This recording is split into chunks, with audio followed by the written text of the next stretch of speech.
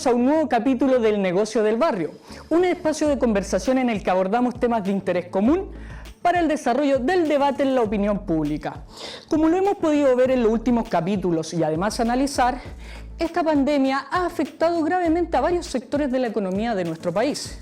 Y en esta ocasión veremos qué es lo que ha ocurrido con la economía naranja, que, según la definición, dice que son todas aquellas actividades que transformen el conocimiento en un bien o un servicio que trate de fomentar, además del beneficio económico, el desarrollo de la cultura y la creatividad. Por lo mismo, para hablar de esto, el día de hoy tenemos a un invitado de lujo, a don Patricio Achurra, quien con una larga trayectoria en las artes escénicas de nuestro país nos ha deleitado con variadas obras. Patricio, muchas gracias por estar hoy día con nosotros conversando. ¿Cómo estás? Hola, Gabriel. Bien, estoy afortunadamente bien. Y estaba escuchando tu introducción, que si puedo dar una respuesta general es que estamos complicados. ¿Ah? Estamos complicados como muchas otras actividades del país. Lo más probable, de hecho, pensando en esta economía naranja, se ha hablado mucho en la opinión pública que todas las ayudas que el gobierno ha generado, llámese créditos FOGAPE, llámese bonos clase media, etcétera, ha dejado de lado justamente un poco esta economía naranja. ¿Cree usted eso también o no es tan así?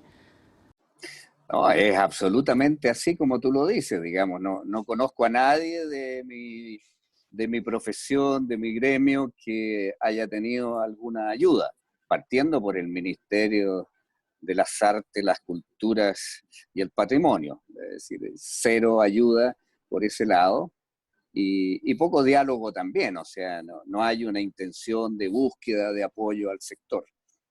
Y las actividades en general, nuestras actividades de espectáculo requieren que la gente se junte. Y como eso es una de las actividades que, con toda razón, tiene restringido en el mundo entero, estamos complicados. Tengo amigos que me han comentado que en Francia se han empezado a hacer algunos espectáculos teatrales estrictamente al aire libre, con muchas medidas de seguridad y con cantidad de personas bastante restringidas. Es el único paso De hecho, que he conocido que se esté dando. Sí.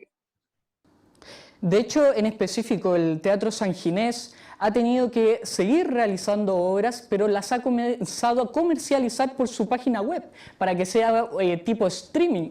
Pero en específico, Patricio, dejando un poco de lado de esto, quería consultarle también por su experiencia propia, su experiencia más que nada en su círculo cercano, tanto familiar como amigos, que estén relacionados con el mundo escénico. ¿Cómo lo han vivido? Lo hemos vivido con harto problema, porque en el caso estrictamente personal, con Jaime Azócar, que tenemos 2 obras montadas, que hemos movido por el país, en el mes de marzo, desde el año pasado, teníamos un compromiso para asistir a un festival y se suspendió. Se esperó hasta último momento, pero finalmente no se pudo realizar. Y como eso, sé de muchos casos de colegas que tenían giras, más funciones vendidas, prometidas, y todas esas han tenido que suspenderse, desgraciadamente. Y este medio que estamos usando ahora, el medio audiovisual, ha sido algo con lo que se ha estado intentando realizar algunas cosas, pero es un medio que todavía técnicamente es bastante imperfecto, y por otro lado, nada reemplaza lo que es un espectáculo en vivo. Entonces, mira, supe de colegas que están en Europa, en Francia, por ejemplo, se abrió la posibilidad de hacer algunas funciones libres, ¿no? Con bastante restringido, con una público restringida y todos siguiendo hartas medidas de seguridad, de hecho mascarillas y todo el resto, lavado de manos, distanciamiento, Y así todos han podido hacer algunos avances en funciones, pero todavía es muy restringido. Y de hecho se lo pregunto porque hace poco el poeta chileno Raúl Zurita ganó el premio Reina Sofía de poesía iberoamericano, y cuando se lo preguntaron qué sentía por eso, él dijo: tengo mucha alegría, pero estoy muy preocupado por la pandemia. O sea, el mundo escénico de nuestro país, pese a que gane premios de esta categoría, sigue pensando en esto de la pandemia, y que quizás, y aquí va mi pregunta, ¿ha calado muy a fondo esta crisis de la pandemia en el mundo escénico de nuestro país, en el mundo de las artes?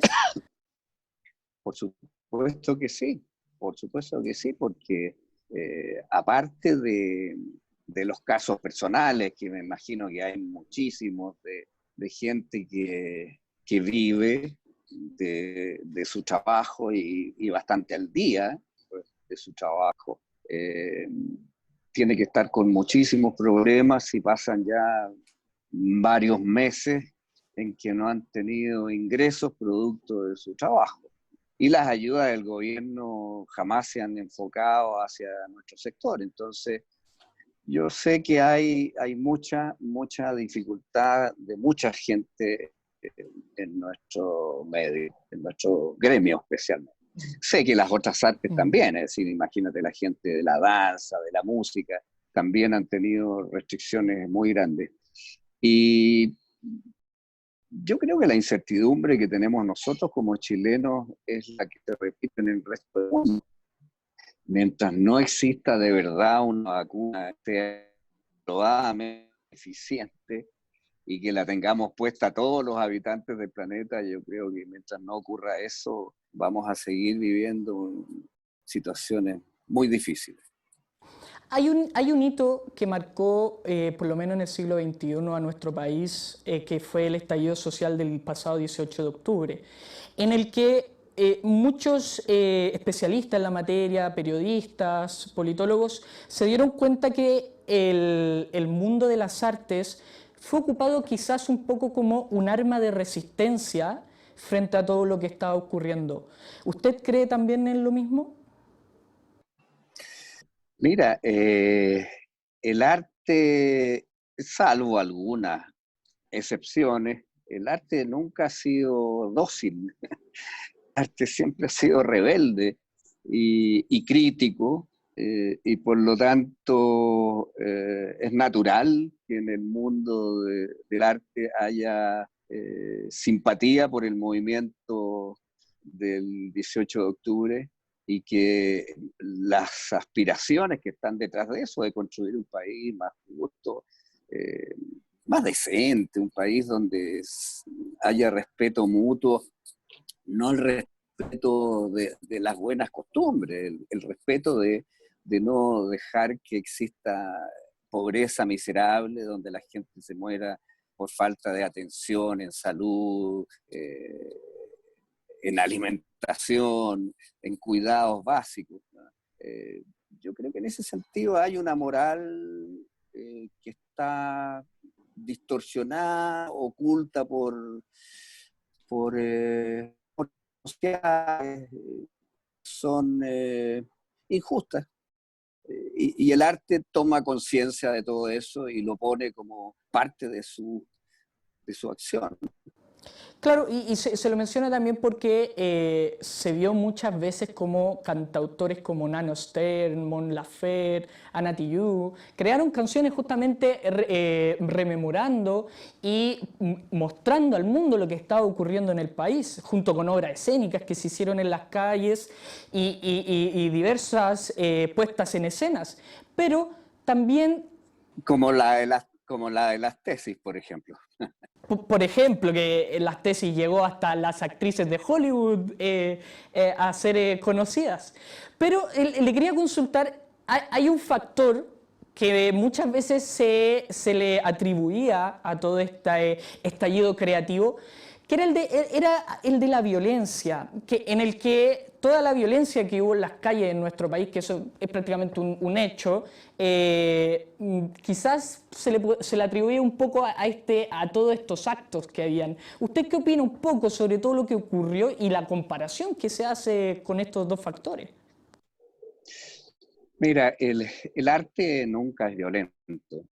El arte es una expresión, si tú quieres, así contenida. Hacer una obra de teatro de denuncia, de injusticia, no es un acto violento, es un acto de apertura de ideas y por lo tanto jamás podrá ser calificado violento. Y la intención de los que se benefician del estado actual de cosas, digamos, las empresas abusivas. ¿No te parece violento cobrar más de lo que se debe por los productos y abusar de todos los que tenemos que usar esos productos? ¿No te parece violento que haya familia que tiene que lamentar la muerte de un pariente porque no tienen el dinero necesario para poder atender en salud a esa persona? ¿No te parece violento que haya gente que se muere de frío y de hambre? Bueno, a mí me parece que todo eso es mucho, mucho más violento que lo que se califica escandalosamente de violencia como consecuencia de toda esta protesta. Entonces, ese mundo del statu quo, mira, qué vergüenza más grande lo que se está discutiendo ahora sobre el sueldo mínimo. ¿Ah? Aumento cero, o bueno, ya, pongámosle 1.500 pesos. Pongámosle 1.500 pesos. ¿Cómo no va a ser violento eso? ¿Ah? ¿Cómo no va a No, ser no, violento? concuerdo. Y esas No, que le iba a decir, concuerdo totalmente con usted, perdona que le interrumpa, pero muchas veces se daba en el que, casos en el que tanto autores como los que le mencioné hablaban de matar a carabineros, hablaban de quemar cosas. Entonces, si nos vamos quizás al objetivo, a lo meramente objetivo, el desear la muerte, el quemar cosas y todos los casos que usted vio, todo es violento, pero ¿cómo podemos hacer un balance de todo lo que ocurrió y ver realmente si por los dos lados, ambos lados estuvieron mal o quizás la violencia en cierto sentido también se valida? No sé qué piensa usted con respecto a eso. No, mira, yo no soy partidario de validar la violencia, ¿no?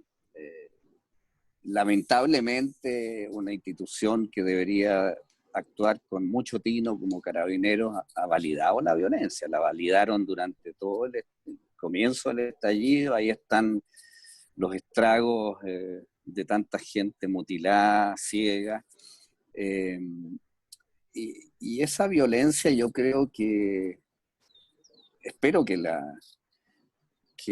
la derecha no la justifique ni le parezca que está bien. Yo evidentemente no estoy al lado de la derecha, estoy en el lado opuesto. Eh, pero de la gente que yo conozco, nadie valida la violencia que quema establecimientos comerciales de ningún tipo, ¿no? Lo que pasa es que ese tipo de actividades muchas veces, me imagino, corresponden a otra realidad en nuestra sociedad, como por ejemplo el narcotráfico. En Chile hay un narcotráfico instalado, basta conversar con la gente que vive o escuchar las noticias y ver la gente que vive en barrios que están absolutamente controlados por el narcotráfico y cuando se produce una situación de estallido social, de desorden en la calle, esa gente siente que el mundo es perfecto para ellos. Y además hay una delincuencia permanente y no solamente en nuestro país, en todos los países del mundo existe un grado de delincuencia que siente que esas situaciones son una oportunidad. Ese desorden, ¿no? A río revuelto, ganancia de pescadores. Entonces, yo creo que ahí hay una suma y una combinación, pero no es el movimiento social el que sea violento, a mi entender, ¿ah? Son la suma de estos otros ingredientes los que hacen que crean la oportunidad de que se desarrolle y se desate violencia. Pero no, el movimiento político que quiere una nueva constitución para construir una sociedad más justa no es un movimiento, no es un movimiento político violento, ¿no? Para nada. Y Patricio, un poco pensando en el futuro, usted que fue de hecho alcalde de la comuna de Paine entre el 2004 y el 2008, ¿qué propuestas, qué planificación usted realizaría en el mundo de las artes de nuestro país para que puedan salir de esta crisis en la que están y puedan volver quizás a un poco, aunque sea, lo que estaban en la situación en que estaban antes? Sí, bueno, mira, es que para que las artes puedan desarrollarse como cualquier otra actividad de la sociedad, necesitan condiciones de normalidad.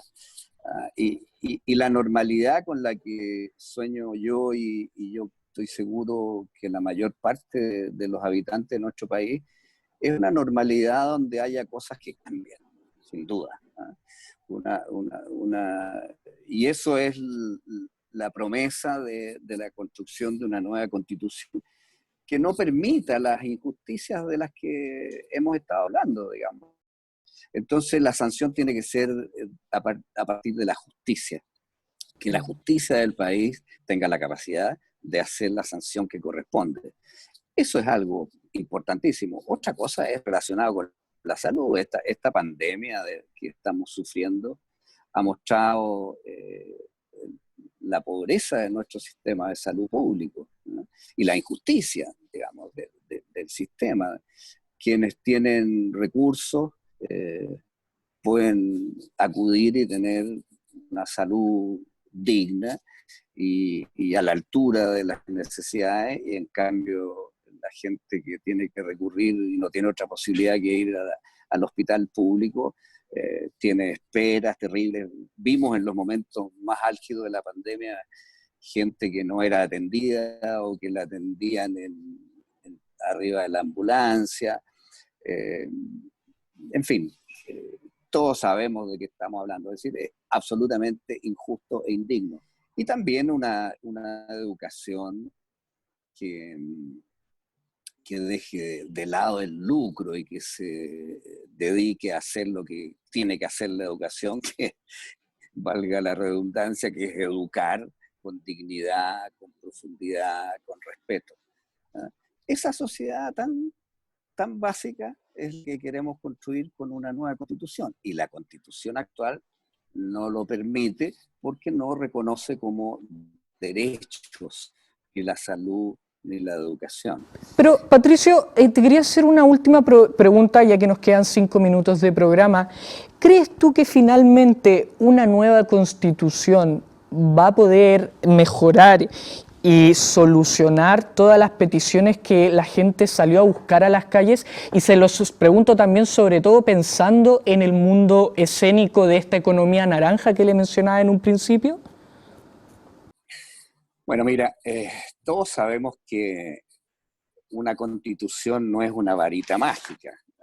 La constitución por sí misma no va a resolver los problemas. Es decir, es la política, es el gobierno que se construya en el futuro, más la fórmula de gobierno que nos demos, porque no sabemos si va a salir de esto la mantención de un régimen presidencial tan excesivamente autoritario como el que tenemos hoy, que Pinochet había diseñado para sí mismo, o un sistema distinto. Yo soy partidario de un sistema donde haya una repartición del poder ejecutivo con el Parlamento, para que no se produzca esta misma imagen, que es casi el presidente en Chile es casi un rey. Entonces, tiene que haber una modificación de eso, un reparto del poder, una regionalización que permita que de verdad el resto del país se autogobierne en una buena medida, porque todo tiene que resolverse en Santiago. Mira, te doy una fórmula de esa que mi experiencia de alcalde me lo dice. Tú sabes que si una municipalidad quiere pavimentar una vereda, no estoy diciendo construir un puente, sino que pavimentar una vereda tiene que mandarle el proyecto al Servio y el Servio tiene que aprobárselo para poder hacer esa obra menor.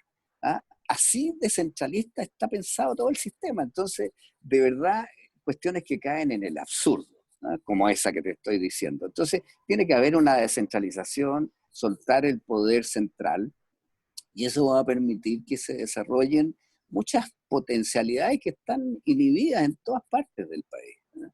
Y junto con eso, yo estoy seguro que todo el mundo artístico en todas sus formas también se va a beneficiar de una libertad distinta que tiene que surgir de una nueva organización política. Esta que tenemos no funciona, es mala, es injusta, y tiene a todo el país irritado, descontento, enrabiado.